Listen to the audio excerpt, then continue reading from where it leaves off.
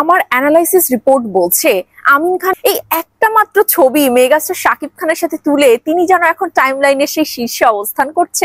দর্শক, বিগত সময়গুলোতে একটু যদি চোখ দেন বুঝতে পারবেন বাংলাদেশ মিডিয়ার ত্রাণকর্তা হিসেবে আবির্ভাব ঘটেছে আমাদের মেগাস্টার শাকিব খানের।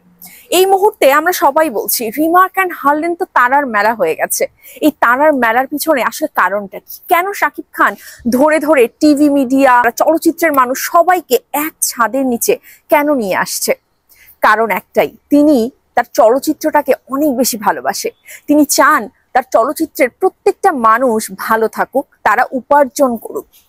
আমরা খানিকটা দেখেছি কিন্তু যে এই মানুষগুলো কতটা কষ্টে থাকে, তাদের কাজকর্ম বলুন, তাদের সবকিছু কিন্তু চলচ্চিত্র কেন্দ্রিক হয়, বা যারা অভিনয় আসলে করে, অভিনয় শিল্পী যারা থাকে তাদের সবটাই হয় অভিনয় কেন্দ্রিক। যদি কোনোদিন অভিনয় শিডিউল বা কোনো ডেট না থাকে তখন বোঝা যায় তাদের ভিতর দিয়ে কি যায়, বা তাদের দৈনন্দিন কার্যক্রম সবকিছুর মধ্যে এটার বিশাল প্রভাব পড়ে।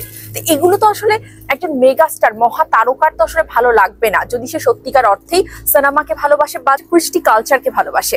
তো আমাদের মেগাস্টার শাকিব খান সেখান থেকে চিন্তা করেছেন যে আমার যেহেতু একটা প্রতিষ্ঠান আছে, আমার যেহেতু সেই সুযোগ আছে, ক্ষমতা আছে, আমি সকলকে নিয়ে তাদের কাজের ওই জায়গাটা করে দিই। এ কারণেই আমরা দেখছি এত তারার মেলা, এবং সেখানটাতে গুণীজন থেকে শুরু করে এখন আরো অনেকেই, তাহসানের মতো মানুষও অ্যাড হচ্ছে, আরো আগামীতে অনেক গুণী গুণী মানুষরা অ্যাড হবে। তো এই পুরো বিষয়টার জন্য আসলে শাকিব খানকে অনেক ধন্যবাদ।